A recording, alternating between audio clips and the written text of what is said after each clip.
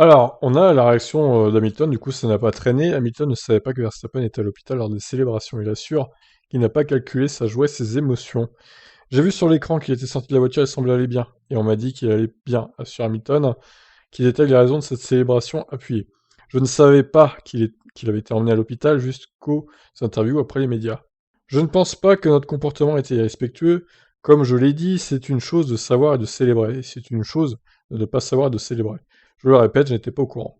Alors, ces détracteurs pourront dire oui, mais il aurait pu se renseigner avant de célébrer, voir si Verstappen va bien, etc., etc. Le fait de ne pas être au courant, oui, c'est sûr que c'est pas vraiment une excuse. Après, voilà, comme il dit, c'est son Grand Prix à domicile. Ça aurait été un autre Grand Prix, il aurait peut-être pas fait autant de célébrations, du coup. C'est son Grand Prix à domicile, donc, et nous avons travaillé très dur et très longtemps pour avoir un tel résultat.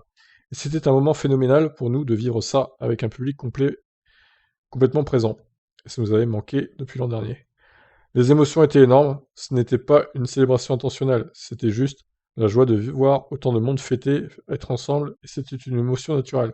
Je ne vais pas cacher mes émotions, c'était un feeling incroyable de voir autant de monde. Verstappen a déjà révélé qu'il a directement critiqué son rival au téléphone, mais Hamilton ne lui en tient pas rigueur. Donc il avoue, oui, ils se sont appelés après la course, simplement pour savoir s'il allait bien, et lui dire que le respect était toujours présent. Ce n'est peut-être pas réciproque, mais ce n'est pas grave, je n'ai plus rien d'autre à ajouter. Ok, bon, je pense que leur conversation a dû être un peu salée quand même, hein. Je serais curieux de savoir ce qu'ils se sont dit. Je pense que Verstappen a gueulé quand même. Bon, bah écoutez, on ne saura jamais, hein, peut-être dans un livre, hein, si un jour l'un des deux écrit un livre, peut-être qu'on saura, il révélera les secrets de cette fameuse conversation. Toujours est-il que maintenant, voilà, les deux ont parlé.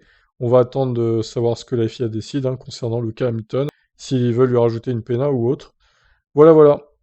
Qu'en pensez-vous, vous, du coup? Bye bye.